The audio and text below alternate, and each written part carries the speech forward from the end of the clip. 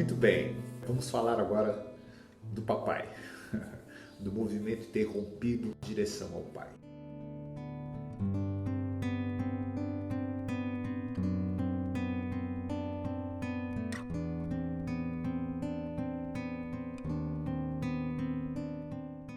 Eu sou pai, né? Sou filho também, então acho que existe uma certa propriedade em poder falar dessa relação da criança, né? E principalmente do movimento interrompido em direção ao pai.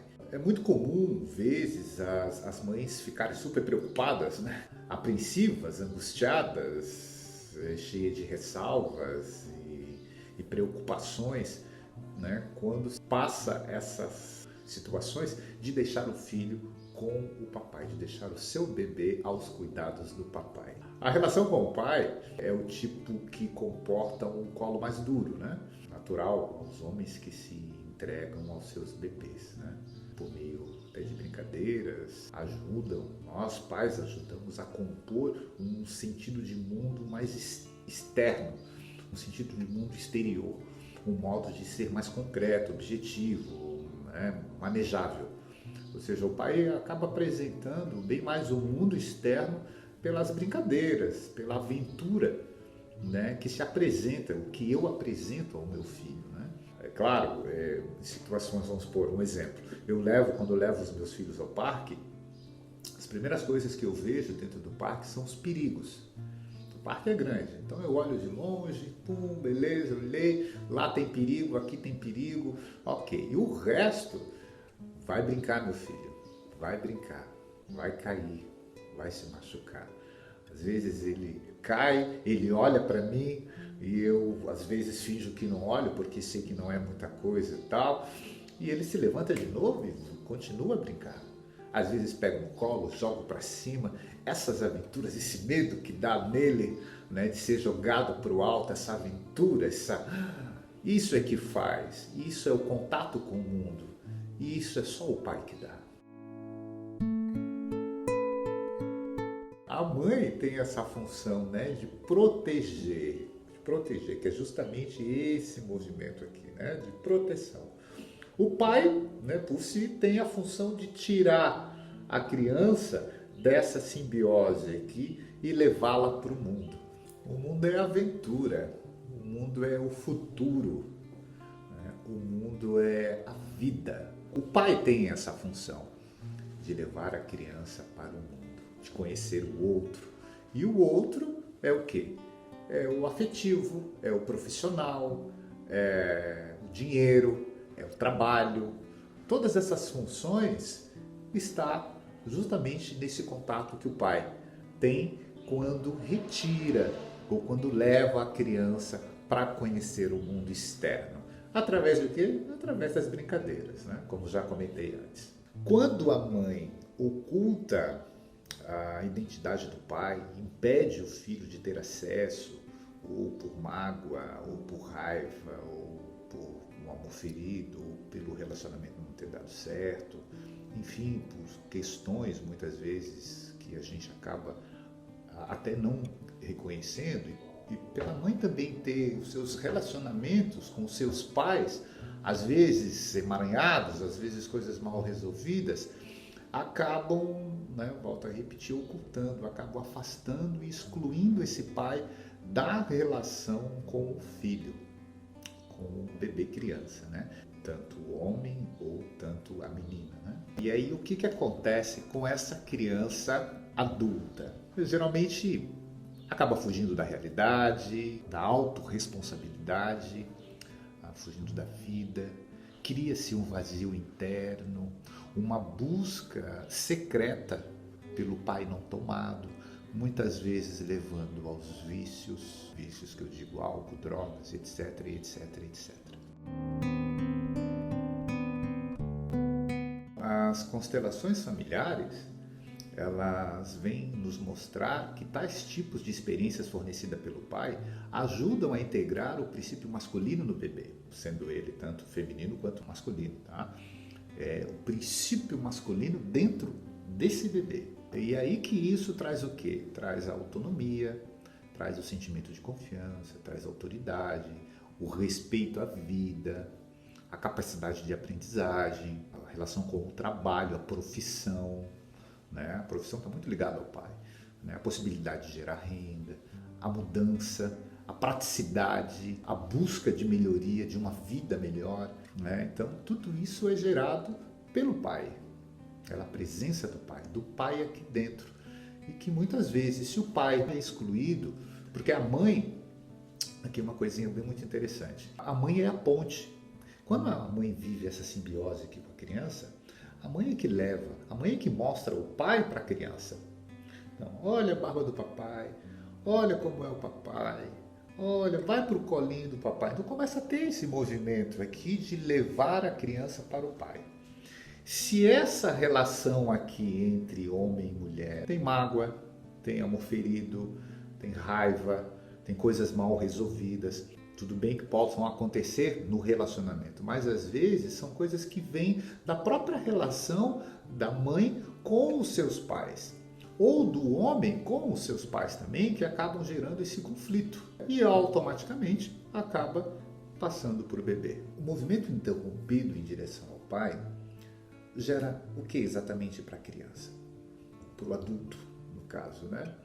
Desemprego, insuficiência de renda, medo da mudança, alcoolismo, uso de drogas, incapacidade criativa, abandono material dos filhos, que infelizmente vai se complementar com o encontro de mulheres submissas, né? A maneira como nos relacionamos com o nosso pai no passado, hoje, vai refletir na maneira como nos relacionamos com a nossa profissão, com as figuras de autoridade que vão aparecendo no decorrer da nossa vida, com os nossos parceiros ou nossas parceiras e como nos sentimos inseridos no mundo.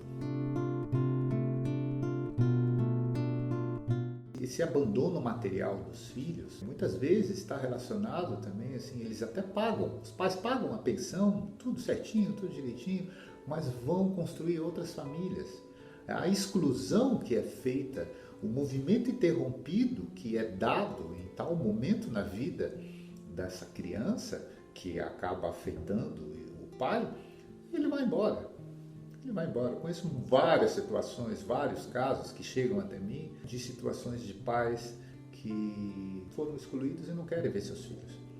Construíram outras famílias, né? Não veem os filhos há anos, ou vê esporadicamente. Então, são situações que às vezes se refletem, né, na própria relação que se tem com o seu pai interno, né?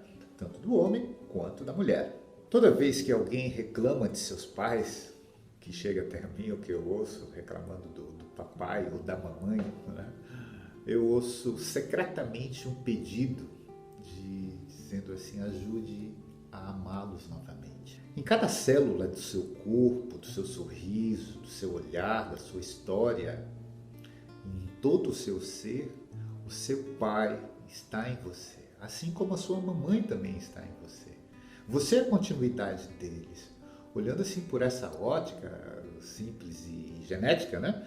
Como podemos dizer, muitas vezes assim pessoas que dizem: olha, eu não conheço meu pai, eu não sei quem é meu pai, minha mãe diz que eu não tenho pai, ou minha mãe é minha mãe e meu pai, ou eu não amo meu pai, ou eu amo os meus pais, mas, né? Ou vice-versa, né? Eu não conheço a minha mãe, eu não quero saber da minha mãe, ou tenho ressalvas com a minha mãe, eu amo minha mãe, novamente, mas, né? Cria-se várias situações. Então, isso é muito delicado. Nós somos 50% nosso pai, 50% nossa mãe. Eu sou 50% meu pai, 50% minha mãe. A partir do momento em que eu digo: meu pai não presta, meu pai é uma pessoa que não é muito bem-vinda aqui no meu coração, ou porque meu pai fez isso, ou porque é alcoólatra, ou porque bebeu, ou porque brigou comigo, ou porque fez isso, ou porque não fez o que tinha que fazer. Essa relação, essa desqualificação para com meu pai está fazendo o que com o meu 50% aqui? Quando eu falo isso para minha mãe, ou quando eu penso a respeito, ou quando eu sinto essa desqualificação com a minha mãe, eu estou fazendo o que com o meu 50% que existe em mim?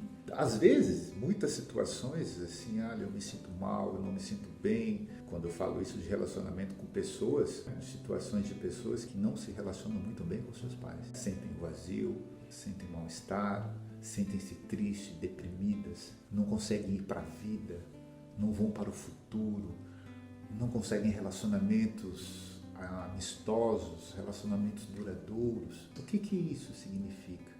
Qual é a relação que está tendo consigo mesmo quando eu falo mal da minha mãe e do meu pai? Quando eu digo para mim, o meu pai não presta. O que eu estou dizendo para esse 50% aqui? Que não presta, que não funciona, que não vale a pena, que eu não quero me relacionar com ele, que eu não conheço, que eu não o amo. Eu estou falando o quê? Para mim mesmo? Quando eu digo para minha mãe tudo isso, estou falando o quê para esse 50% aqui? Porque assim, a parte direita é o pai e a parte esquerda é a mãe. Que relação é essa que eu estou tendo comigo quando eu falo dos meus pais? Ame-os exatamente como eles são, independente de qual relação você possa ter com eles. Ame o ser humano que eles são. Independente de se você teve convívio ou se você não teve convívio com eles, ame-os apenas e simplesmente por eles ter te dado a vida. Isso já é grandioso, já é muito grandioso. Muitos de nós, muitos filhos, né? Se a gente parar para pensar em motivos para amar nossos pais, a gente encontra vários. Né? Basta a gente fechar os olhos e lembrar de cada abraço que foi dado, de um olhar, de um beijo, de um carinho, das brincadeiras, das aventuras que eu, vamos supor, eu digo, porque eu lembro do meu pai, eu lembro de coisas muito boas. Tive também minhas situações com meu pai, mas eu tive momentos, hoje eu me apego, hoje eu lembro e estou vinculado a esses momentos bons que eu tive com ele. Levou tempo. Esse olhar diferente para meus pais, para comigo mesmo. E, consequentemente, isso vai se perpetuar para os meus filhos também. Deixa esse amor fluir, seja grato. Eu acho que só assim a gente pode olhar para frente, só assim a gente pode olhar para a vida, assim a gente pode fazer um futuro diferente, um futuro bonito, um futuro glorioso para nós. E, consequentemente, para aqueles que virão também, depois de nós. Eu espero que tenha passado uma nova ideia, um novo olhar para todos vocês, tá bom? Mais uma vez sejam bem-vindos e assim seja. Até mais!